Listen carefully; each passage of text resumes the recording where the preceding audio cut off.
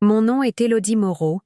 J'ai 24 ans, un diplôme en administration obtenu avec mention dans une école de commerce prestigieuse, et je parle couramment 3 langues. Mais ce soir-là, aucun de ces faits ne semblait avoir la moindre importance. Assise au bout de la table familiale dans notre maison de campagne en Bourgogne, je n'étais qu'un meuble de plus dans le décor, invisible, silencieuse, ignorée. Le dîner annuel de la famille Moreau réunissait tous les visages familiers.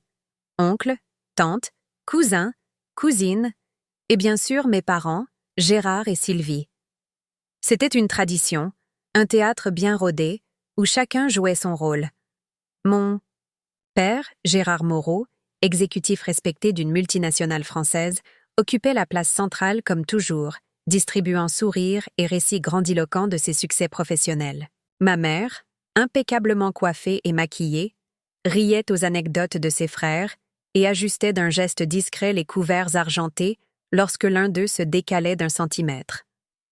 Moi, je n'étais qu'une ombre dans le coin. Chaque fois que je tentais d'ajouter un mot à la conversation, ma voix se perdait dans le tumulte. Si par malheur je prenais l'initiative d'un sujet, je voyais aussitôt des regards s'échanger.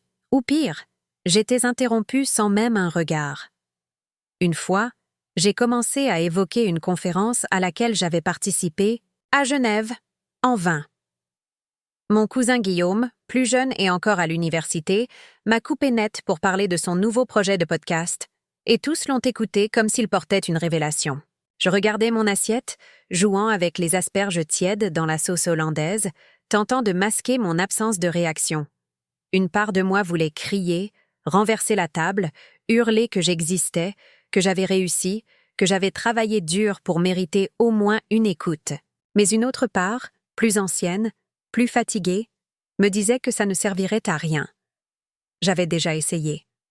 Des années durant, j'avais cherché l'approbation, les félicitations, un simple bravo. Mais il ne venait jamais. Mon père, pourtant si fier de parler de ses collègues brillants, n'avait jamais mentionné une seule fois mon nom dans ses récits. Pas même pour dire que j'avais terminé mes études. Il préférait évoquer le stage de Margot dans un musée de province ou les vidéos YouTube de Théo. Et moi, pourtant engagée dans des projets internationaux, je n'existais pas. J'étais là, mais absente. Vivante, mais transparente. La maison sentait la cire, le vin rouge, et les souvenirs dont je ne faisais jamais vraiment partie. Les American Baby Soon. Murs étaient tapissés de photos de famille, où mon visage apparaissait toujours en retrait, flou, ou simplement coupé. Ce n'était pas de la malveillance, non, c'était pire que ça. De l'indifférence polie, institutionnalisée, une forme de rejet qui ne disait pas son nom, mais qui se vivait à chaque instant. Je me souvenais encore du jour où j'avais reçu mon diplôme. J'avais envoyé une photo à ma mère. Elle avait répondu par un « Bravo, ma chérie », suivi immédiatement d'un commentaire sur la tenue trop sombre que je portais. Mon père, lui, n'avait rien dit. Pas un message. Ce soir, autour de cette table, je pouvais réciter de mémoire les parcours professionnels de chacun, tant ils étaient mis en avant. Moi, je n'étais qu'un point d'interrogation gênant. Trop discrète pour briller, trop différente pour être célébrée. Et pourtant, je n'étais pas malheureuse. Pas totalement. Il y avait en moi une étincelle, une certitude discrète, que j'étais faite pour plus que ces dîners froids et ces silences méprisants. Cette étincelle, je l'avais nourrie seule, dans le secret de mes lectures, de mes projets, de mes réussites que je gardais pour moi. Parce que dans cette famille, tout ce qui ne venait pas valider d'en haut n'existait tout simplement pas. Alors je souriais, je hochais la tête, je riais aux blagues de mon oncle Paul, même si elles me blessaient. Je portais le masque de la docilité. Ce soir-là, comme tant d'autres soirs, j'étais Élodie, la fille effacée. Mais au fond de moi, je savais que cette invisibilité n'était que temporaire. Qu'un jour, ils allaient devoir me voir, me reconnaître, m'écouter. Ce jour, je le sentais approcher. Je ne savais pas encore comment ni quand, mais il viendrait. Et quand il viendrait, ce ne serait pas moi qui frapperais à la porte. Ce serait le monde qui entrerait. Et moi, je serais déjà prête à l'accueillir. Les verres tintaient, les couverts s'entrechoquaient légèrement, et les rires flottaient dans l'air comme une brume familière. Le dîner battait son plein, et les discussions prenaient leur élan autour de sujets que je connaissais par cœur, promotion récente, voyage d'affaires, acquisitions immobilières, une parade de réussite orchestrée avec soin par ceux qui savaient exactement comment occuper l'espace et le remplir de leur propre importance. Je ne parlais plus. Je m'étais tue, à nouveau, comme à chaque fois. J'avais compris qu'il était inutile de tenter d'imposer ma voix dans un concert où personne n'était prêt à l'entendre. Je m'appliquais à découper mon magret de canard en morceaux parfaits, comme si la symétrie dans mon assiette pouvait compenser le chaos intérieur. Autour de moi, les conversations montaient d'un cran, et c'est là que tout a basculé. Mon oncle Jean-Claude, jamais à court de sarcasme mal dissimulé, s'était penché vers mon père en parlant fort, assez pour être entendu par toute la table. Il tenait un verre de Bourgogne à la main, l'agitant légèrement comme pour souligner l'importance de ses mots. « Gérard, mon vieux, franchement, toi au moins, tu peux être fier.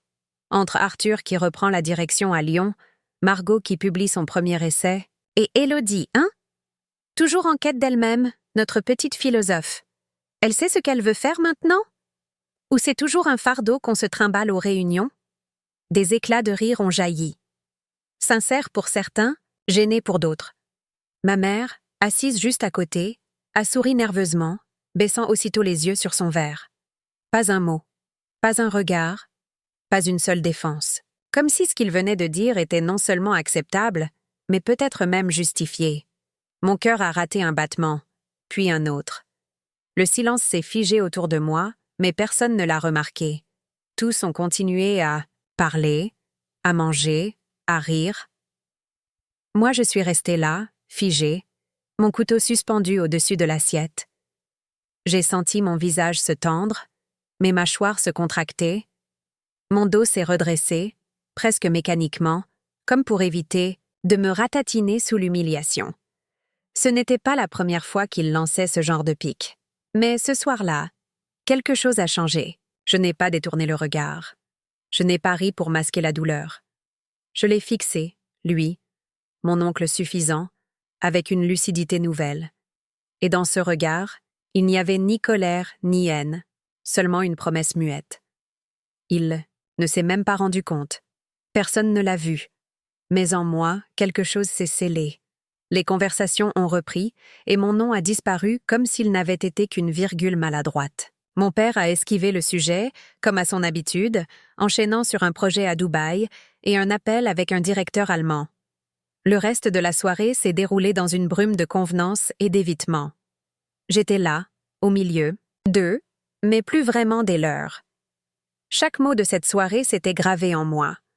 Pas uniquement l'insulte de mon oncle, mais surtout le silence de ma mère, l'inaction de mon père, l'absence de réaction d'un seul membre de cette famille.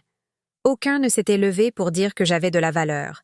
Aucun n'avait rappelé que j'avais travaillé sans relâche, que j'avais eu des offres, d'emploi, que j'avais refusé certains chemins pour en tracer d'autres, à ma façon. Et pourtant, ce n'est pas la honte qui m'envahissait, mais une étrange forme de clarté. Le masque était tombé, et je n'en ressentais plus le besoin. Pour la première fois depuis longtemps, je n'essayais plus de prouver quoi que ce soit. J'avais compris une vérité essentielle. Leur validation n'était plus nécessaire. Leur regard n'était qu'un miroir déformant que j'avais trop longtemps cru juste. Ce soir-là, j'avais vu leurs limites, leur étroitesse, et je m'étais libérée intérieurement de leur jugement. Je me suis levée de table avant le dessert. J'ai prétexté un mal de tête. Ma mère a hoché la tête sans me retenir. Mon père m'a regardé brièvement, sans mot dire. Je suis montée à l'étage, me suis enfermée dans l'ancienne chambre d'ado que j'occupais encore durant les week-ends familiaux, et je me suis assise au bord du lit. Les murs étaient couverts de souvenirs que je n'avais pas choisi de conserver. Des diplômes encadrés offerts par ma mère, des photos d'anniversaire où je souriais à moitié, des livres jamais ouverts. Tout était figé dans une version de moi qu'ils avaient décidé de garder. Une version qui les rassurait parce qu'elle ne les bousculait pas. Mais moi, j'étais déjà ailleurs. J'avais grandi, évolué, compris ce que valèrent les mots, les vrais comme les faux. Et ce soir, ce que j'avais entendu n'était pas une simple moquerie.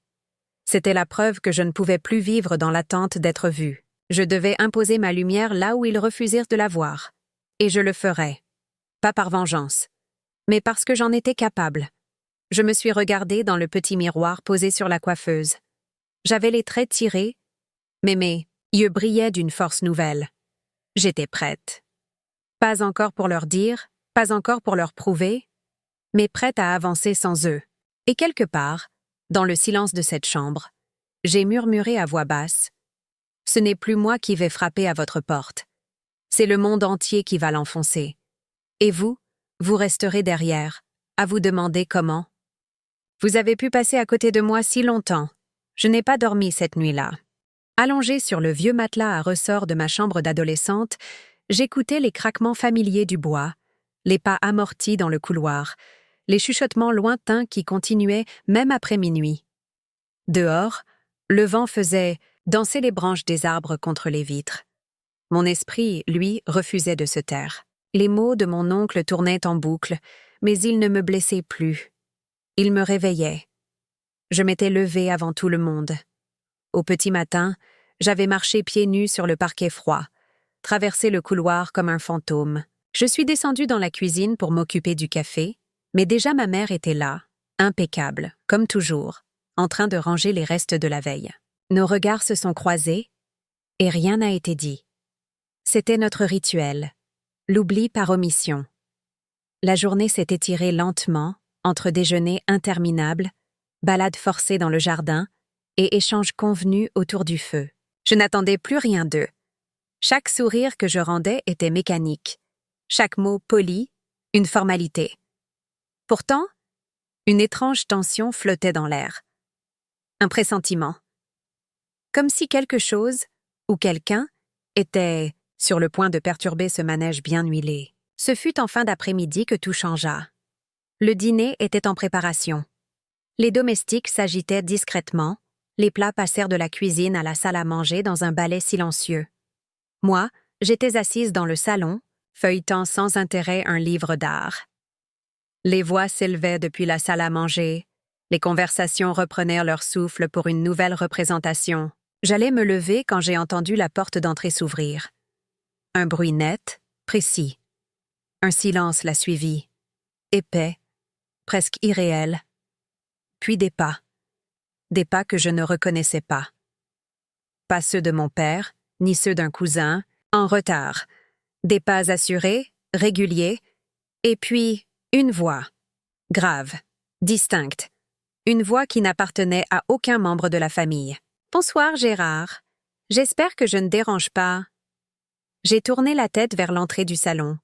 Mon cœur a raté un battement. Debout, dans l'encadrement de la porte, se tenait Laurent Duchesne. Je le connaissais. Tout le monde dans notre cercle le connaissait. PDG de Duchesne Industries, un géant de l'innovation technologique, collaborateur de haut rang de mon père, figure respectée de l'économie française. On parlait de lui comme d'un mythe. Et voilà qu'il était là, dans notre maison, de campagne, comme s'il en connaissait chaque recoin. Mon père s'était levé, visiblement pris de court. « Laurent ? Mais que fais-tu ici ?» Laurent avait souri doucement. Un de ces sourires qui n'ont rien d'arrogant, mais qui savent exactement ce qu'ils provoquent. Il était vêtu avec une élégance discrète, sans ostentation, mais chaque détail trahissait une confiance que l'on n'apprend pas. Il s'est avancé, saluant brièvement les membres de ma famille, les yeux balayant la pièce, jusqu'à ce qu'il se pose un sur moi. Ce regard, fixe, profond. Il ne m'a pas lâché, pas une seconde. J'étais de passage en Bourgogne, et je me suis dit que c'était le bon moment pour rendre visite à la famille Moreau. Après tout, nous avons beaucoup à célébrer. Personne ne comprenait. Mon père balbutiait, ma mère restait figée, et mes cousins échangeaient des regards de plus en plus agités. Quant à moi, je n'ai pas bougé. J'ai soutenu son regard.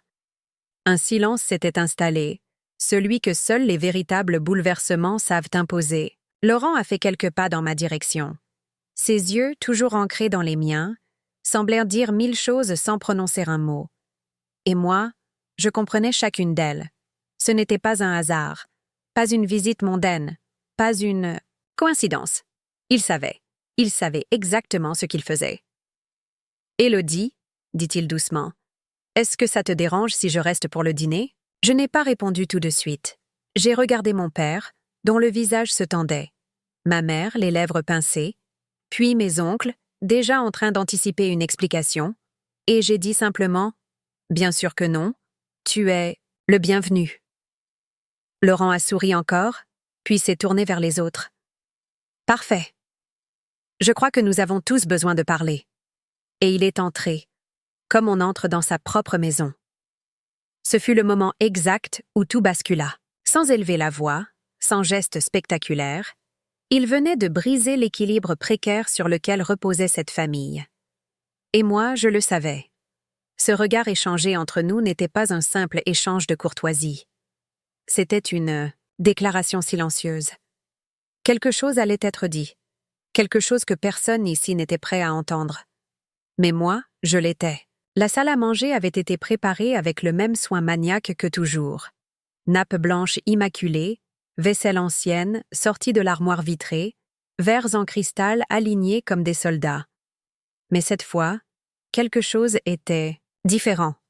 L'atmosphère n'était plus celle d'un repas de famille ordinaire. Le silence qui flottait entre les conversations avait une densité inhabituelle, comme si chacun retenait son souffle.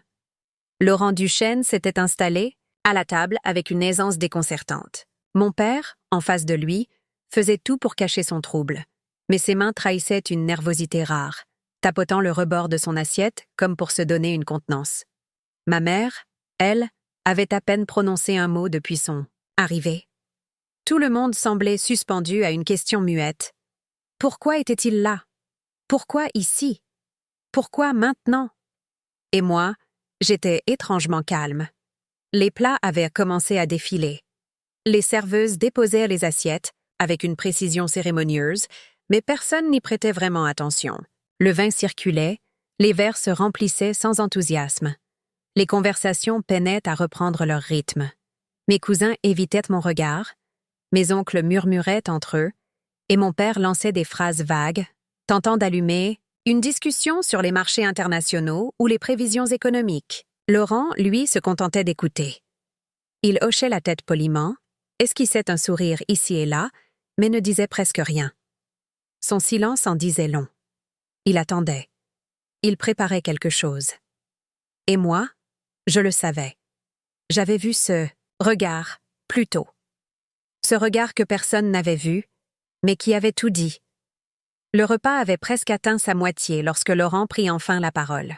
Il se redressa légèrement, leva son verre de vin rouge d'un geste mesuré et regarda autour de la table.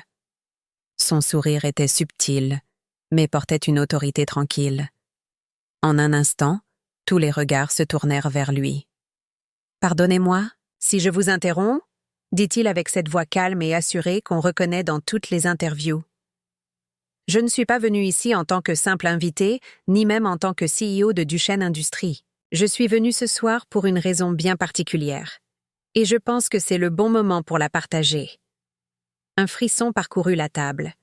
Mon père se redressa brusquement, ma mère posa sa serviette sans un mot, et les conversations s'évanouirent, comme emportées par le vent. Laurent se tourna alors vers moi. Son regard me transperça, mais il n'y avait rien de théâtral dans son geste.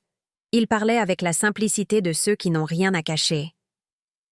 J'ai appris très tôt, dans ma carrière, que les talents les plus remarquables sont souvent ceux que l'on ne voit pas immédiatement, ceux que l'on ignore, que l'on sous-estime, parfois même au sein de leur propre cercle.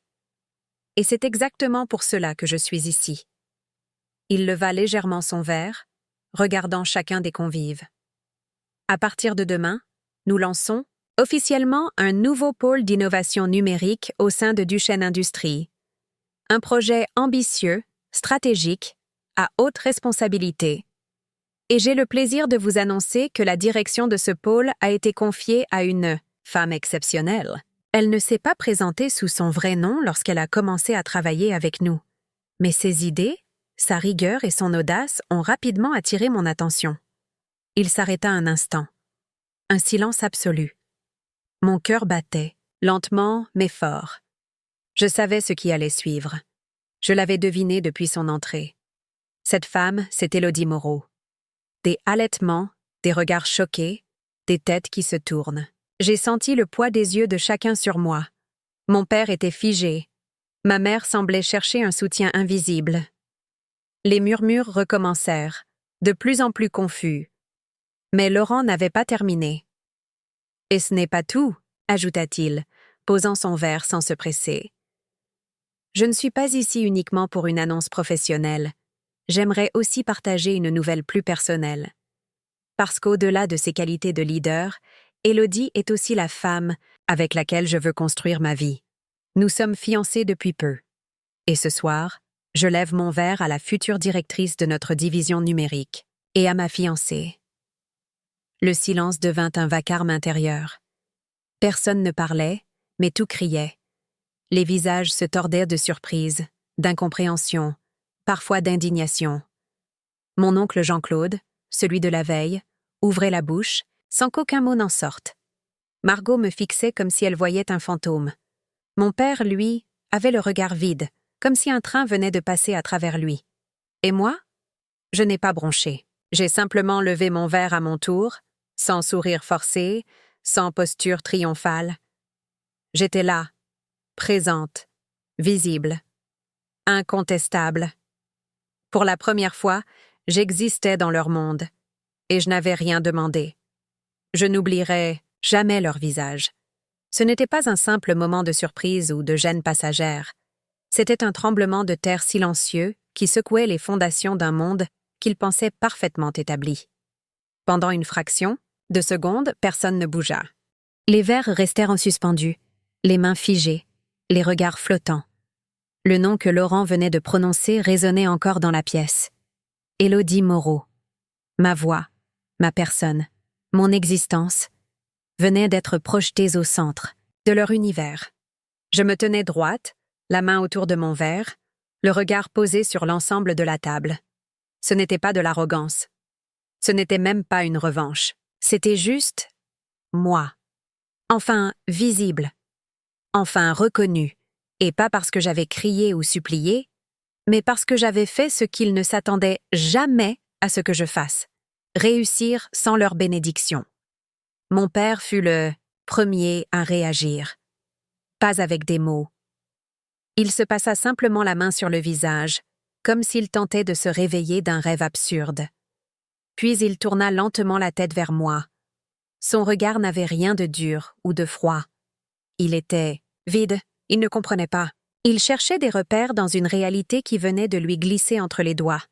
Ma mère, elle, gardait le menton levé, mais son teint avait pâli. Elle avait toujours su masquer ses émotions dans les situations mondaines. Mais ce soir, elle avait perdu ce contrôle. Ses lèvres tremblaient, imperceptiblement. Elle regardait Laurent comme si elle espérait encore que tout cela n'était qu'un malentendu. « Fiancée ?» répéta-t-elle.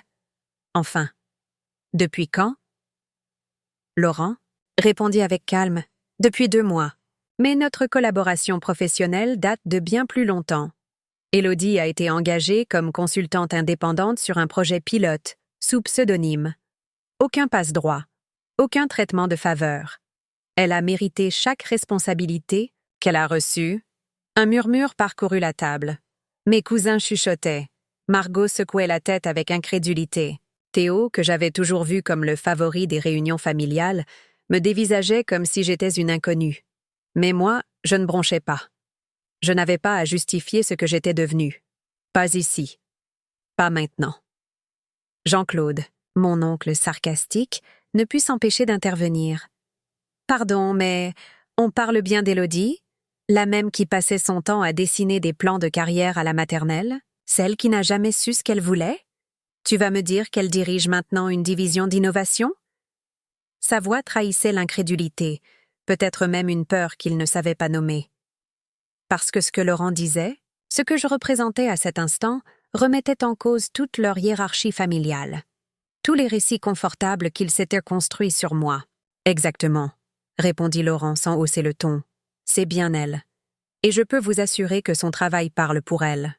Nous avons rarement eu une vision aussi claire, une rigueur aussi naturelle et une capacité à anticiper les mouvements du marché. Si vous ne l'avez pas vue, c'est peut-être parce que vous regardiez ailleurs. » Ces mots tombèrent comme des pierres dans le silence. Pas agressifs, mais tranchants de vérité. J'aurais pu ressentir une forme de triomphe. Mais non. Ce que je ressentais, c'était une libération. Une légèreté nouvelle. Enfin, je n'avais plus à prouver que j'étais plus qu'un simple membre toléré de cette famille. Le dîner se poursuivit, mais plus rien ne fut comme avant. Les plats perdirent leur goût, les conversations devinrent des échos confus. Certains tentaient de reprendre un semblant de normalité. D'autres me lançaient des regards pleins de questions qu'ils n'osèrent pas poser. Laurent, lui, restait égal à lui-même, serein, solide. Après le dessert, mon père m'attira à l'écart, dans le petit salon qui donnait sur le jardin. Il ferma la porte derrière lui, me regarda longtemps sans parler. Puis enfin, il murmura « Pourquoi ne m'as-tu rien dit ?» Il n'y avait pas de reproche, seulement un désarroi profond. Je le regardais sans dureté. « Parce que je savais que tu n'écouterais pas. Tu n'as jamais voulu entendre ce que je pouvais devenir. Tu préférais les récits des autres. Moi, j'ai dû construire le mien dans le silence. » Il baissa les yeux. Je n'avais jamais vu mon père ainsi. Hésitant. Fragile. Ce n'était pas une victoire. C'était un commencement. Je quittai la pièce sans un mot de plus. Ce soir, j'étais devenue une énigme qu'ils allaient devoir apprendre à lire. Et il n'y aurait plus de place pour les anciennes versions de moi. Je me souviens du jour exact où tout a commencé. Pas le jour où Laurent m'a proposé de l'épouser. Non, bien avant. Le jour où j'ai envoyé ce premier rapport stratégique à Duchesne Industries sous un nom d'emprunt. J'avais choisi le pseudonyme C. Delphine, une manière de mettre une distance entre moi et mon passé, entre moi et la façon dont ma famille me définissait depuis toujours. À cette époque, j'étais seulement une consultante anonyme, parmi tant d'autres, recrutée pour apporter une perspective nouvelle à un projet d'innovation en panne de vision. Personne ne savait qui j'étais. Et c'était parfait ainsi. Mon travail parlait pour moi.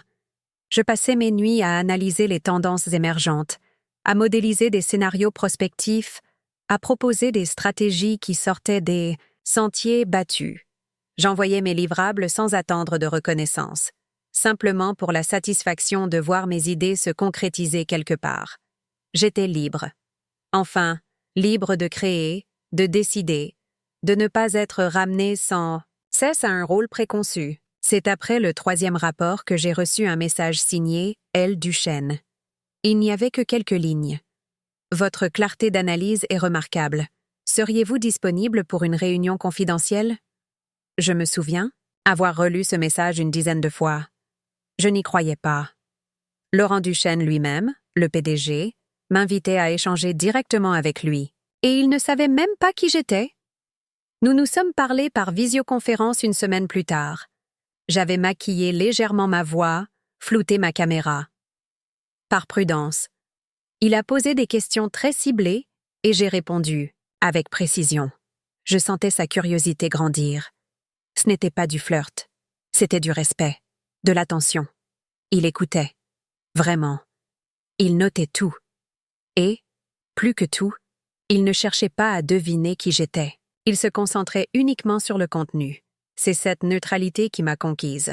Au fil des semaines, il m'a demandé de prendre en charge d'autres aspects du projet. Je proposais, il validait, mais de plus en plus, nos échanges débordaient le cadre strictement professionnel. Il voulait comprendre mes choix, mes intuitions. Il me demandait d'où venait ma vision aussi fine des dynamiques internes. Un jour, il a dit « On dirait que tu connais les blocages de cette entreprise de l'intérieur. » J'ai souri. Il n'était pas si loin de la vérité. Mon père travaillait là depuis des années, et sans le savoir, il m'avait offert une connaissance stratégique inestimable. Mais ce n'est qu'après 4 mois de collaboration intense qu'il m'a proposé une rencontre en personne. Je me suis présentée dans ses bureaux, un matin de février, avec le cœur battant. Je portais un tailleur sobre, les cheveux tirés en arrière, et mes vrais papiers dans le sac. Quand je suis entrée dans la salle de réunion, il m'a regardé longuement. Très longuement. Il n'a rien dit pendant quelques secondes, puis il a murmuré « C'était toi ». Je n'ai pas eu besoin d'expliquer. Il avait compris, et son regard n'a pas changé. Pas une seconde d'hésitation, pas un mot de reproche. Au contraire, il s'est mis à rire doucement et a dit « c'est encore mieux que ce que je pensais. À partir de ce jour, tout est allé très vite. Il m'a confié la direction d'un projet pilote en interne, avec carte blanche. Je signais désormais avec mon vrai nom. Et contrairement à ce que j'avais redouté, cela n'a rien changé à la confiance qu'il avait en moi. Au contraire, il a redoublé d'exigence, comme s'il voulait me montrer que je n'avais pas besoin de me cacher derrière une autre identité. Professionnellement, notre relation était fluide, exigeante, intense. Mais petit à petit, quelque chose de plus intime s'est insinué dans nos échanges. Cela ne ressemblait pas à ces relations déséquilibrées entre patrons et subordonnés. Il n'y avait pas de jeu de pouvoir, pas de domination. Juste une reconnaissance mutuelle, une admiration réciproque. Un soir, après une journée harassante de réunions stratégiques, il m'a raccompagné jusqu'à la voiture. Il m'a regardé longuement et a dit « Tu es la seule personne avec qui je peux réfléchir sans me brider. » Puis il a ajouté, presque dans un souffle, « Et la seule dont l'avis me manque quand je ne l'ai pas. » Je n'ai pas répondu tout de suite. J'ai simplement tendu la main. Il l'a prise. Ce fut notre premier geste hors cadre. Et à partir de là, ce n'était plus simplement une alliance professionnelle. C'était un lien que rien ni personne ne pouvait définir pour nous. Alors oui, lorsque Laurent est entré dans la maison de campagne ce soir-là, il ne venait pas pour choquer ou humilier. Il venait mettre la vérité sur la table. Une vérité que ma famille refusait de voir, mais qui, désormais, ne pouvait plus être ignorée. J'avais bâti ma place dans le monde par mes propres moyens. Et si j'étais sa fiancée aujourd'hui, ce n'était pas une récompense ou un trophée. C'était la suite logique d'une alliance fondée sur le respect, le travail et une profonde complicité, et je savais, à cet instant, que rien de ce qui allait venir ne me ferait plus jamais douter de ma propre valeur. Le lendemain matin, la maison semblait en état de léthargie. Un calme épais flottait dans l'air, comme si chacun attendait que quelqu'un d'autre prenne l'initiative de parler, de poser la question qui brûlait sur toutes les lèvres. Et maintenant? Moi, j'étais levée depuis l'aube. J'avais préparé mon café seule dans la cuisine, écoutant les planchers craquer au-dessus de moi, signe de réveils hésitants. J'étais plus sereine que je ne l'avais été depuis longtemps. Mais cette sérénité, je la savais temporaire. Ce n'était que le calme avant la tempête. Vers 8 heures, alors que je feuilletais un dossier dans le salon, Margot est entrée. Elle portait son éternelle robe de chambre en satin et ses yeux rougis trahissaient une nuit agitée. Elle s'est plantée devant moi, bras croisés. « Pourquoi tu ne nous as rien dit? Tu te rends compte du choc que ça a été ?» Je levai les yeux vers elle, calmement. « Parce que je savais que vous ne l'auriez pas cru. Tu aurais ri, ou pire, tu aurais pensé que j'inventais. » Elle ne répondit pas tout de suite. Elle me regardait comme on regarde une pièce d'art, qu'on pensait banale, avant de réaliser qu'on était passé à côté d'un chef-d'œuvre. Puis elle s'assit en face de moi. « Je pensais que tu étais perdue, un peu floue, même brillante, mais toujours dans les nuages. Je me rends compte que tu étais juste ailleurs, en avance peut-être. » C'était le plus proche d'une excuse que j'aurais de sa part. Je hochai la tête sans sourire, soulagée de ne pas avoir à jouer la magnanime.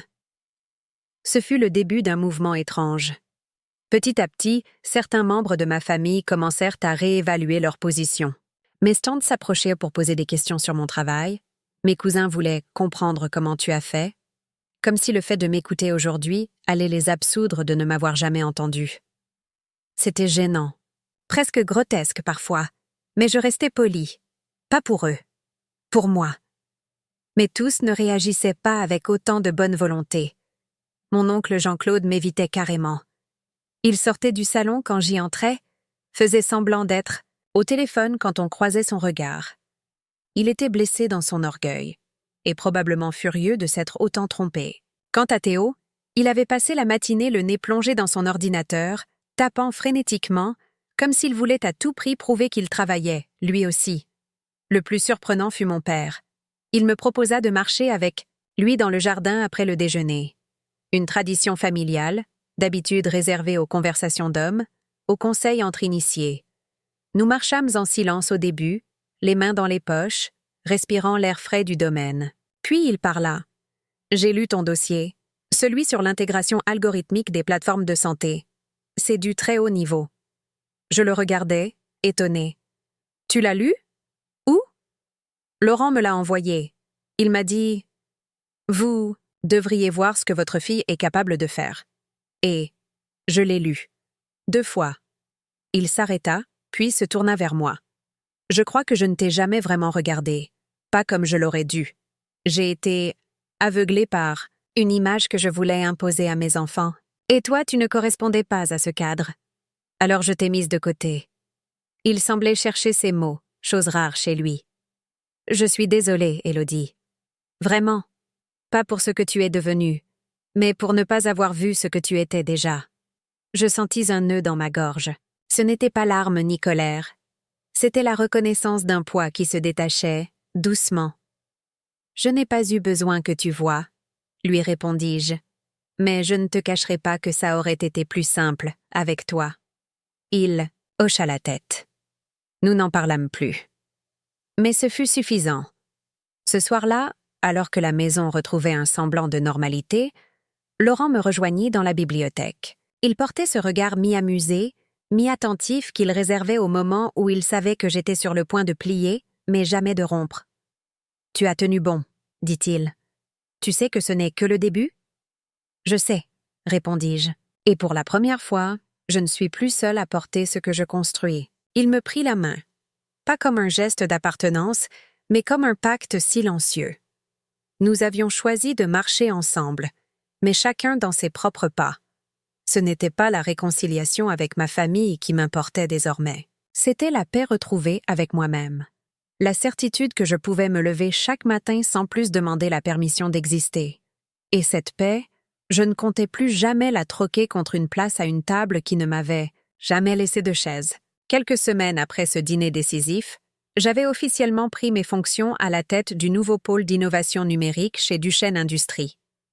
Le poste n'était pas un titre honorifique.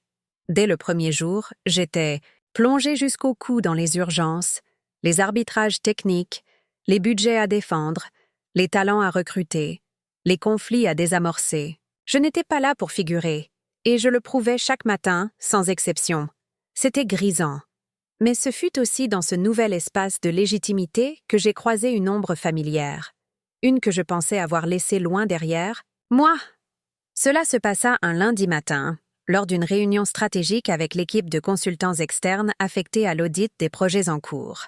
Le genre de rendez-vous où l'on doit défendre sa vision, ses choix, ses résultats, face à des gens mandatés pour questionner tout ce que vous avez mis en place. Je les attendais dans la grande salle vitrée du siège. Dossier prêt, présentation. En tête, chiffres verrouillés. Ils sont arrivés à l'heure. 3 consultants. 2 hommes et une femme. Et lui. Monsieur Leclerc. Je le reconnus immédiatement, malgré les années. Mon ancien professeur d'analyse financière à l'université. L'homme qui, durant tout mon cursus, m'avait traité avec un mépris à peine voilé. Celui qui m'avait dit un jour, devant toute la classe, « Vous avez peut-être une certaine aisance avec les mots, mademoiselle Moreau, mais le monde ne s'intéresse pas à l'élégance, seulement aux résultats. » Il ne m'avait jamais adressé une seule remarque encourageante. Il croyait dur comme fer que mon profil ne mènerait nulle part. Trop sensible, trop littéraire, trop instable à ses yeux. Il entra dans la salle comme s'il y régnait déjà, posa sa mallette avec une lenteur calculée, puis leva enfin les yeux vers moi, et je vis dans son regard l'instant de reconnaissance. Une étincelle de surprise, vite étouffée par ce masque professionnel que je connaissais si bien. Mais il savait. Et moi aussi. « Mademoiselle Moreau » lança-t-il avec une courtoisie froide. « Voilà une surprise. »« Directrice Moreau » rectifiai-je sans agressivité, en lui tendant la main. Il la serra, brièvement, sans chaleur, et l'on s'assit. La réunion démarra sur des généralités, chacun prenant ses marques. Mais rapidement, les échanges s'intensifièrent. Les consultants avaient été clairement briefés pour tester la solidité du pôle. Ils pointaient les zones d'ombre, interrogeaient nos arbitrages techniques, questionnaient nos projections, et à chaque fois, je répondais sans trembler. Je connaissais chaque ligne de nos rapports, chaque courbe, chaque écart. Puis M. Leclerc prit la parole. Il me semble que certains indicateurs dans la phase 3 ne sont pas alignés avec les objectifs initiaux du comité. Pourriez-vous justifier cette divergence? Il posait la question en me regardant droit dans les yeux, avec cette même voix qui, autrefois, m'avait fait douter de moi plus d'une fois. Je ne détournais pas le regard. Ces indicateurs ont été réévalués en fonction des résultats réels obtenus au terme de la phase 2. Le contexte a changé, les priorités aussi. Nous avons préféré adapter les KPI plutôt que de forcer un cadre devenu obsolète. Je peux vous présenter les corrélations si vous souhaitez. Je projetais le graphique à l'écran, pointant les liens, les chiffres, les décisions corrélées. Il ne réagit pas. Mais son silence en disait long. La réunion dura plus de 2 heures. Et pas une seule fois je ne me laissais déstabiliser. Je n'étais plus cette étudiante intimidée qui baissait les yeux face à ses remarques. J'étais une dirigeante. Et tout dans ma posture, ma voix, mon calme, le lui rappelait à chaque instant. Lorsque la séance prit fin, les autres consultants me félicitèrent discrètement pour la clarté de mes réponses. Monsieur Leclerc, lui, resta en retrait. Mais alors que je rangeais mes documents, il s'approcha. « Vous avez bien évolué ?» dit-il sans vraiment me regarder. Je m'arrêtai, posant mon stylo. « Je n'ai pas changé, monsieur Leclerc. J'ai juste cessé de demander la permission d'être entendu. » Il acquiesça doucement, presque à contre-cœur. « Peut-être que j'ai mal jugé votre potentiel autrefois. » Je le fixais calmement. « Ou peut-être que vous avez juste regardé ailleurs, comme tant d'autres. » Il ne répondit rien. Il hocha la tête et quitta la salle. Je restai un moment seul, le cœur battant plus vite que je ne l'aurais admis. Ce n'était pas une victoire. C'était une réparation. Un morceau de mon passé que je venais de recadrer, non pas pour lui, mais pour moi. J'avais tenu tête à l'un des symboles de mes doutes passés. Et je l'avais fait non pas avec rage, mais avec maîtrise. Je sortis enfin de la salle, et quand je croisai Laurent dans le couloir, il lut immédiatement dans mon regard que quelque chose s'était passé. « Tu vas bien ?» demanda-t-il doucement. Je répondis d'un simple hochement de tête. « Oui, je viens de refermer un chapitre. Et ça fait un bien fou. » Il y avait des confrontations qui se faisaient en public, dans des salles de réunion, sous des projecteurs professionnels. Et puis, il y avait celles, plus intimes, qui n'avaient ni témoin ni protocole, mais qui pesaient bien plus lourd. Je savais que je ne pourrais pas avancer sans affronter la dernière pièce manquante de ce puzzle familial, ma mère. Ce soir-là, après une longue journée de travail, j'étais rentrée plus tôt que d'habitude. Laurent était resté au bureau pour une conférence avec l'équipe américaine et j'avais profité de cette rare solitude pour me rendre chez mes parents, à Paris. J'avais prévenu, bien sûr. Pas pour demander l'autorisation, mais par respect. Je voulais que cette conversation ne soit pas volée entre 2 portes. Ma mère m'ouvrit avec ce même sourire contrôlé, poli, presque mécanique. « Tu es seule ?» demanda-t-elle. « Oui, je ne viens pas pour dîner, juste pour parler. » Elle acquiesça, s'écarta pour me laisser entrer. La maison était silencieuse, trop. Mon père n'était pas là. Un soulagement. Ce que j'avais à dire ne le concernait pas. Pas cette fois. Nous nous assîmes dans le salon, de part et d'autre de la table basse. Le même décor depuis des années. Coussins trop bien disposés, magazine d'art aligné au millimètre, bougies jamais allumées. Un décor figé, comme elle. « Tu veux du thé ?» proposa-t-elle. « Non, merci. Je préfère aller droit, au but. » Elle croisa les mains sur ses genoux, droite, élégante, crispée. « Maman, tu sais ce que tu ne m'as pas dit, ce soir-là? Quand Jean-Claude a dit que j'étais un fardeau, tu n'as rien dit. Rien. » Elle baissa les yeux. Ce fut rapide, mais assez pour que je voie la faille. « Je ne savais pas comment réagir, » murmura-t-elle. « Tu me connais. Je déteste les confrontations. » Ce n'était pas une confrontation. C'était une question de respect. Pas seulement envers moi. Envers toi aussi. Parce qu'en ne disant rien, tu lui as donné raison. Elle serra la mâchoire. Pas par colère. Par honte. Je ne voulais pas que la situation dégénère. Je pensais que tu savais faire la part des choses, que tu étais forte. Je pris une inspiration lente. Être forte ne veut pas dire accepter qu'on me piétine en silence. Être forte, c'est justement savoir quand ça suffit. Elle ne répondit pas tout de suite. Puis, dans un souffle, « J'ai été injuste avec toi, pas seulement ce soir-là, depuis longtemps. J'ai voulu que tu rentres dans un moule, celui que moi-même j'avais accepté, parce que c'était plus simple, plus sécurisant. J'avais peur que tu te perdes, que tu souffres. » Je sentis ma gorge se nouer, mais je gardais la voix claire. Ce n'était pas à toi de choisir ce que je pouvais ou non supporter. Ce n'était pas à toi de décider de ce que je valais. Elle leva enfin les yeux vers moi, et dans ce regard, pour la première fois, il y avait quelque chose de vrai, de nu. Elle n'était plus la mère parfaite. Elle était une femme, avec ses failles, ses regrets. Je t'ai vue comme une exception difficile à gérer, pas comme une richesse à accueillir. Et aujourd'hui, je réalise que j'ai raté tant de choses, tant de toi. Un silence s'installa. Mais ce n'était plus un silence de tension. C'était un silence qui laissait la place à ce qui devait être dit. Je me levai doucement, fis le tour de la table et m'assis à côté d'elle. Je ne la pris pas dans mes bras. Ce n'était pas encore le moment. Mais je posai ma main sur la sienne. Je n'ai jamais attendu que tu sois parfaite. Juste présente, juste de mon côté.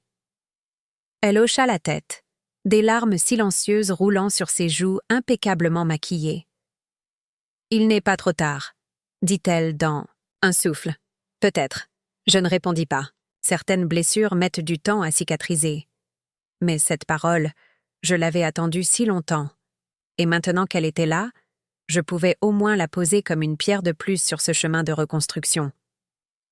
Quelques jours plus tard, mon père m'invita à déjeuner. Nous nous retrouvâmes dans un restaurant discret du quartier de l'Opéra. Il semblait plus à l'aise que la dernière fois, peut-être soulagé aussi de ne plus devoir prétendre.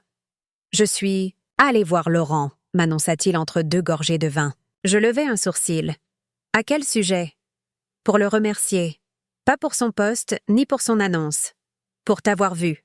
Pour t'avoir fait confiance là où moi, j'ai échoué. » Je restai muette. Ces mots, sortant de la bouche de mon père, avaient un poids qu'aucune promotion ne pouvait égaler. Et il m'a dit quelque chose que je n'oublierai jamais. Il m'a dit « Votre fille n'a jamais eu besoin d'être sauvée. Elle avait seulement besoin qu'on cesse de l'enfermer. » Je souris. Ce genre de phrase, typique de Laurent, tombait toujours juste. « Il a raison », murmurai-je. Mon père acquiesça, puis il leva son verre. « À toi, Élodie. À ton courage. Et à ton avenir, que j'espère encore avoir la chance de voir de près. » Je levai mon verre aussi, pas pour trinquer au passé, mais à tout ce qui venait enfin d'être libéré. Je me souviens précisément de ce matin-là. L'air semblait plus lourd, plus dense, comme chargé d'une tension invisible. En entrant, dans les bureaux de la division, j'ai immédiatement perçu un silence anormal.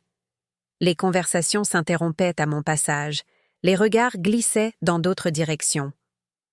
Un frisson instinctif m'a traversé. Quelque chose n'allait pas. Je n'eus pas le temps de poser la moindre question. Claire, mon assistante, entra précipitamment dans mon bureau, la pâleur de son visage contrastant violemment avec son calme habituel. « Élodie, il faut que tu vois ça. » Elle tenait une tablette dans ses mains. L'écran affichait une page d'actualité économique. En lettres capitales, fuite chez Duchesne Industries, un rapport confidentiel compromis. En dessous, un article détaillait la divulgation d'informations stratégiques concernant notre prochain lancement de plateforme de services numériques, un projet que je supervisais depuis des mois en étroite collaboration avec une équipe restreinte. Je pris une inspiration, tentant d'ancrer mes pieds dans le sol pour ne pas vaciller. D'où viennent ces informations? Nous ne savons pas encore. Mais il y a eu une brèche. L'article cite des données précises, celles contenues dans les rapports de synthèse des derniers comités internes. Je me redressais. Chaque fibre de mon corps me poussait à l'action. Qui avait accès à ces documents? Une douzaine de personnes. Tous des cadres de confiance. Mais un employé sous contrat temporaire a également accédé aux archives il y a 3 jours. Il n'en avait pas l'autorisation. Mon sang se glaça. Un nom? Renaud Keller, rattaché au département analytique. Il a quitté l'immeuble hier soir et n'est pas revenu ce matin. Je me tournai vers la vitre, observant la ville. Paris, d'habitude si familière, me semblait brusquement lointaine. La fuite n'était pas seulement un problème de sécurité. Elle était une menace directe à ma crédibilité. Depuis mon arrivée, les murmures n'avaient cessé. Que j'étais là parce que fiancée au PDG, que mon autorité était fragile, que mon poste n'était qu'un privilège temporaire. Et voilà qu'un incident éclatait sous ma direction. Je convoquai une réunion d'urgence. Chef de pôle, sécurité informatique, relations publiques, tous dans la même pièce. Les échanges étaient tendus, les visages fermés. J'exigeais un audit immédiat, l'identification de tous les accès aux fichiers compromis, une revue complète des protocoles. Mais le mal était fait. Moins de 24 heures plus tard, les articles s'enchaînaient. Certains relayaient les faits avec neutralité, d'autres y voyaient une opportunité de me discréditer. Favoritisme au sommet? Quand la vie privée brouille les lignes hiérarchiques. Élodie Moreau, la direction sous tension. Je lus chaque ligne, les yeux secs mais le cœur lourd. Il n'y avait aucun appel à ma défense. Aucun rappel de mes résultats, de mes chiffres, de mes innovations. Juste mon nom, lié à un homme, à un titre, à un soupçon. Dans les couloirs, les silences étaient plus pesants que les mots. Certains collègues évitèrent mon regard. D'autres me soutenaient en silence, mais personne n'osait parler franchement. Je compris alors que cette crise ne concernait pas uniquement l'entreprise. Elle était le miroir exact de ce que j'avais combattu toute ma vie. Devoir toujours prouver que j'étais là parce que je le méritais. Laurent me rejoignit tard ce soir-là, dans mon bureau. Il me trouva debout, les bras croisés, le regard vide face à la baie vitrée. « Tu n'es pas obligé de porter tout ça seul », dit-il doucement. Je me retournai. Je sais, mais je ne peux pas fuir non plus. Si je baisse les yeux maintenant, ils auront gagné. Il s'approcha, posa une main sur mon épaule. Alors, relève la tête. Prends la parole. Montre-leur pourquoi tu es à ta place. Je hochai la tête. Ce n'était pas une question de courage. C'était une question de vérité. Le lendemain matin, je pris une décision. Je convoquai une conférence de presse. Pas un communiqué préparé par l'équipe de communication. Pas un texte relu et corrigé. Juste moi, un micro et la vérité. Dans la grande salle vitrée, du siège, face aux caméras, je montais sur l'estrade, le cœur battant. Les lumières m'éblouissaient, mais je tenais bon. Mesdames et messieurs, je vous remercie d'être ici. Je ne suis pas là pour me défendre. Je suis ici pour assumer. Ma voix était posée, ferme. Oui, une fuite a eu lieu. Oui, elle concerne un projet dont j'ai la responsabilité. Et oui, je suis pleinement impliquée dans sa résolution. Mais je tiens à dire une chose, et je le dis sans détour. Mon rôle ici n'est pas un privilège. C'est une mission, gagnée par le travail, par les résultats, par l'engagement. Ceux qui pensent que mon engagement est secondaire parce que je partage ma vie avec le président de cette entreprise n'ont jamais lu mes rapports, ni assisté à mes réunions, ni vu mes chiffres. Je fis une pause. Les flashs crépitaient. Je continuais. Nous avons identifié l'origine de la fuite. Une personne sous contrat a sciemment transféré des informations vers un concurrent. Elle fera face à la justice. Nous avons déjà renforcé nos protocoles de sécurité et nous poursuivons nos activités avec transparence et détermination. Un silence, puis des questions. Beaucoup. J'y répondis toutes, une à une. Pas une note, pas une hésitation. Ce jour-là, je n'avais plus besoin que l'on me valide. Je venais de reprendre ma voix. La conférence de presse avait fait l'effet d'un éclair dans un ciel déjà chargé. Dans les 24 heures qui suivirent, les médias qui me traquaient pour me faire tomber changèrent de brusquement de ton. Les premiers articles critiques furent remplacés par des éditoriaux plus nuancés. Certains journalistes soulignèrent ma posture, digne et transparente, d'autres parlaient de résilience et de leadership féminin en contexte de crise. Mais moi, je n'écoutais plus ces voix. Pas comme avant. Ce qui m'importait désormais, c'était l'impact réel, concret, de ma gestion. Dans l'entreprise, les retours furent plus subtils. On ne me félicitait pas ouvertement dans les couloir, mais les regards avaient changé. Les silences n'étaient plus fuyants, mais respectueux. Des collaborateurs m'envoyaient des notes de soutien discrètes. Une ingénieure senior, que je n'avais croisée qu'une fois dans un comité, m'écrivit « Merci pour ce que vous avez dit. C'était nécessaire. Pas juste pour vous, pour nous toutes. » Cette phrase, je la relus une dizaine de fois. Elle résumait tout. Mais il ne suffisait pas d'avoir parlé. Il fallait reconstruire. J'organisais une série de réunions internes, cette fois ouvertes à tous les niveaux hiérarchiques. Je voulais écouter, entendre les peurs, les idées, les critiques. Pendant plusieurs jours, je circulais de salle en salle, cahier en main, prenant note de tout. Pas de discours, pas de façade, juste de l'écoute active. Et cette fois, on me parlait sans crainte, parce que j'avais montré que j'étais là pour rester, que je ne reculais pas, que je ne me cachais pas. Dans l'un de ces échanges, une jeune analyste m'interpella timidement. « Comment avez-vous fait pour ne pas craquer quand tout le monde doutait de vous ?» Je la regardais avec sincérité. J'ai craqué, plusieurs fois, mais je me suis relevée à chaque fois. Et j'ai compris que ce n'est pas l'image qu'on donne qui compte, c'est la cohérence entre ce qu'on pense, ce qu'on dit et ce qu'on fait. Tant que vous êtes alignés, les tempêtes ne peuvent pas vous déraciner. Elle sourit. Et je sus qu'elle se souviendrait de cette phrase autant que moi. Une semaine après la crise, j'étais invitée à intervenir dans une conférence sur la gouvernance et l'éthique en entreprise. Au départ, j'hésitais. J'étais encore en plein dans les conséquences de la fuite. Mais c'était justement pour cela que je devais y aller. Je n'allais pas fuir les débats. J'allais les redéfinir. La salle était pleine. Des dirigeants, des étudiants, des journalistes. On m'avait placé en clôture de l'événement comme une voix de « Tyrann ». Quand mon nom fut prononcé, il y eut un murmure dans l'assemblée. Beaucoup attendirent de voir comment j'allais justifier ce qui s'était passé. Ils s'attendirent sans doute à une défense habile, mais je leur offris autre chose. La crise que j'ai traversée récemment m'a appris une chose. La transparence n'est pas un risque, c'est une arme. Et l'éthique, ce n'est pas une ligne à défendre quand tout va bien. C'est une posture, constante, même. Et surtout, dans le chaos. Je parlais pendant 20 minutes, sans notes. Je racontais les faits, les décisions, les nuits blanches. Je parlais de ma solitude, mais aussi de ma foi inébranlable dans ce que je construisais. Et à la fin, je posais une question simple. Quand une femme arrive à un poste de direction, pourquoi faut-il qu'elle le justifie 2 fois plus qu'un homme? Une fois pour ses compétences, une fois pour prouver qu'elle n'a pas été choisie par relation? Le silence qui, suivi, fut plus parlant que n'importe quel applaudissement. Et pourtant, les applaudissements vinrent. Forts, longs, sincères. En sortant de scène, je croisai un ancien camarade d'université, aujourd'hui consultant chez une firme réputée. Il me serra la main.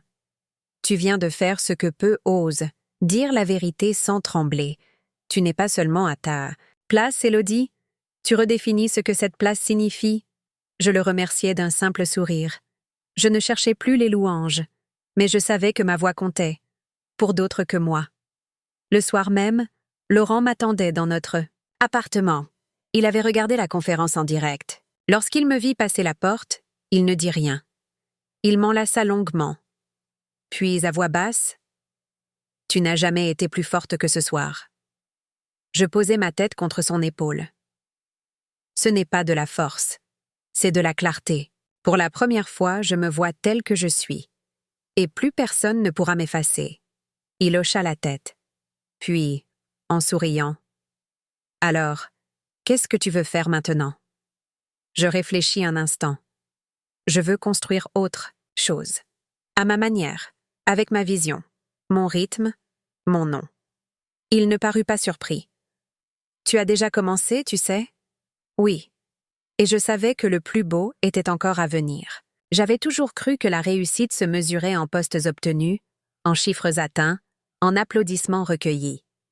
Mais après la tempête, alors que les eaux se calmaient peu à peu autour de moi, je compris que la vraie mesure de ma réussite se trouvait ailleurs. Elle se trouvait dans la liberté de choisir ma voie, mon rythme, mon projet, et surtout de ne plus vivre sous les attentes, les regards ou les permissions de qui que ce soit. Après la crise, Laurent m'avait proposé un poste plus élevé encore, au sein du comité exécutif de Duchesne Industries. Un rôle stratégique, visible, qui aurait fait taire les derniers sceptiques. Mais quelque chose en moi hésitait. Ce n'était pas de la peur. C'était une autre forme de lucidité. J'avais goûté à la pression, au pouvoir, à la reconnaissance publique. Et maintenant, ce que je désirais, c'était un espace à moi. Un lieu où mes idées ne seraient plus validées par une structure existante, mais où elles en seraient la fondation. Je repensais souvent à ces nuits passées à concevoir des solutions, seule, sans badge, sans titre. C'est là que j'étais la plus créative, la plus audacieuse, la plus libre. Et c'est ce que je voulais retrouver. Non pas fuir les grandes structures, mais en créer une, nouvelle, de mes propres mains. Un soir, dans le silence du salon, j'en parlais à Laurent. « Je veux lancer ma propre structure », lui dis-je simplement. Une start-up. Une vraie. Pas une extension de ce que j'ai déjà fait. Quelque chose qui vienne de moi, du vide, de l'intuition. Il ne répondit pas tout de suite. Il m'écoutait, comme toujours. Puis, calmement. « Et tu sais déjà dans quel domaine ? » Santé numérique. Mais pas les solutions classiques. Je veux travailler sur l'interface émotionnelle entre patient et technologie, ce que les autres ne prennent jamais en compte. La peur, le doute, la solitude du patient connecté. Il sourit, presque fier. Tu sais que tu peux compter sur moi. Personnellement, bien sûr, mais aussi sur Duchesne Industries, si tu acceptes un partenariat en tant qu'investisseur minoritaire. Je le regardais longuement. Oui, mais à mes conditions, sans contrôle, sans droit de regard stratégique. Je veux une indépendance réelle. Évidemment, tu auras carte blanche. Ainsi naquit la première étape de ce que je n'osais pas encore appeler mon entreprise. Durant les semaines suivantes, je me lançais dans une frénésie de travail familière. Rédaction de l'architecture conceptuelle, élaboration des premières maquettes, repérage des profils clés. À recruter, je renouais avec cette sensation brute d'être à la source, sans hiérarchie au-dessus, sans validation à demander. Ce n'était pas du pouvoir, c'était une reconquête. Le nom me vint une nuit d'insomnie, l'humaine. Pour la lumière qu'on projette là où personne ne regarde, pour ce qui éclaire sans dominer. Quand j'annonçai publiquement la création de l'humaine, les réactions furent contrastées. Certains y virent une trahison, un désaveu de l'entreprise que je quittais. D'autres parlèrent de courage, d'ambition, d'un nouveau modèle féminin de leadership. Moi, je ne cherchais ni l'écho ni le choc. J'avançais. Je montais une équipe réduite mais brillante. Des profils atypiques, comme moi. Des gens qui avaient été écartés par les structures, classiques ou étouffés par des postes trop étroits. Chaque jour, je découvrais chez eux une passion, une liberté, une intensité qui me rappelait ce que j'avais failli perdre en montant trop haut, trop vite. Le prototype fut prêt en 3 mois.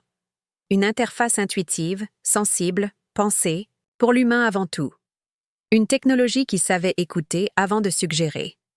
Qui pouvait adapter ses réponses à l'état émotionnel du patient? C'était nouveau, risqué, mais profondément juste. Je présentais Lumen lors d'un salon international de l'innovation à Lisbonne. Pas comme CEO d'un empire, mais comme fondatrice d'une idée. J'avais troqué les discours formatés pour une parole directe, claire, enracinée dans mon expérience, et les gens écoutèrent. Vraiment, les premières levées de fonds suivirent. Les articles, cette fois, célébraient mon indépendance, mon audace, ma cohérence. Ma famille, elle, observait de loin. Mais je sentais le changement. Margot partageait mes publications. Mon père m'envoyait des liens d'articles liés à la santé numérique.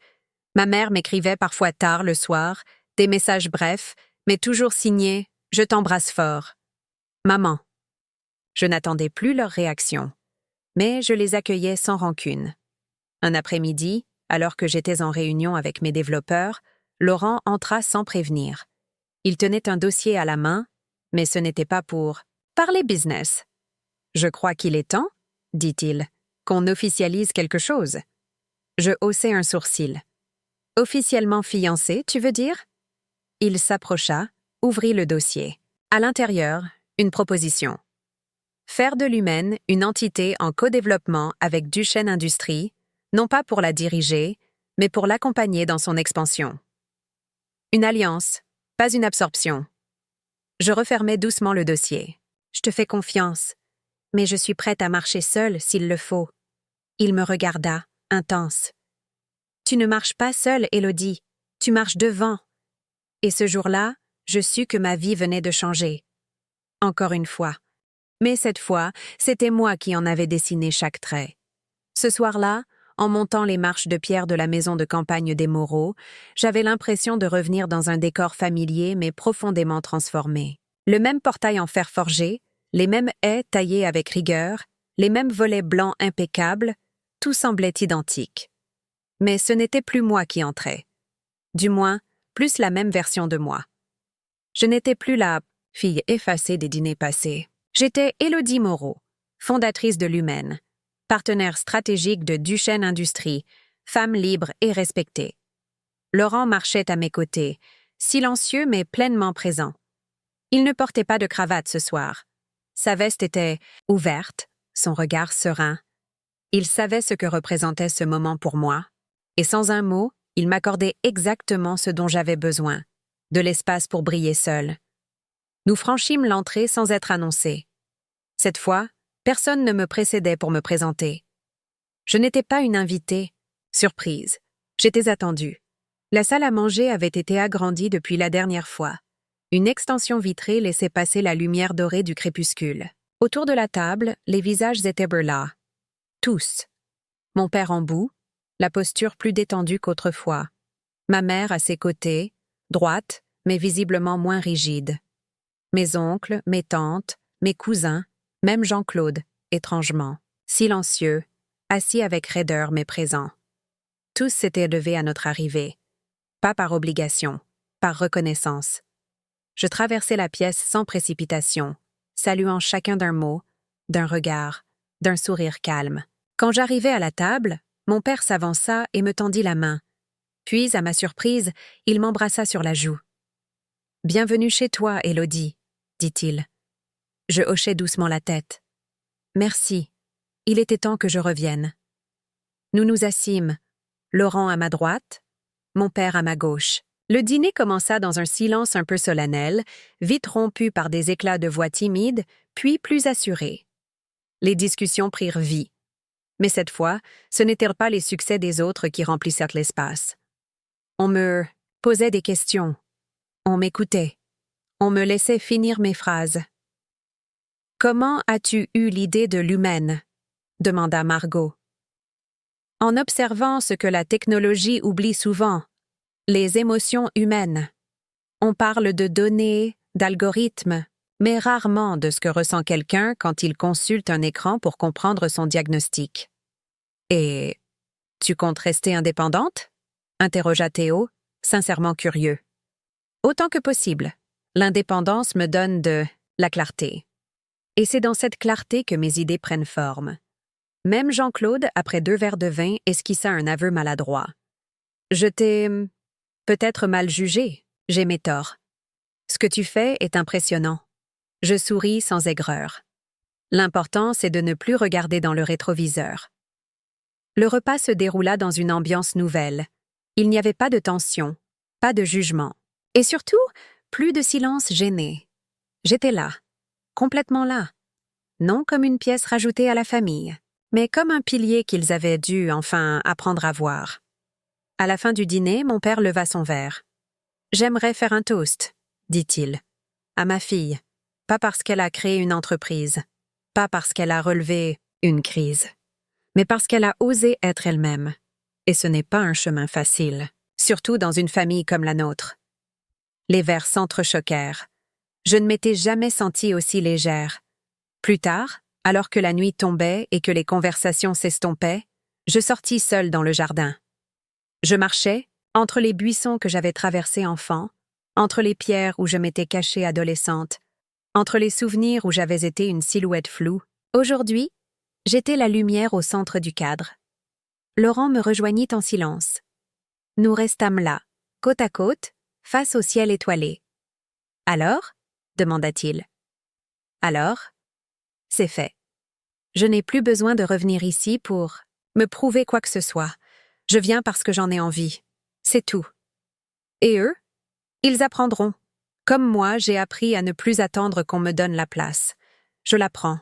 Doucement, fermement, sans violence, mais sans m'excuser non plus. Il acquiesça. Et dans le silence de la nuit, je sus que je venais de clore un chapitre. Pas avec fracas, mais avec paix.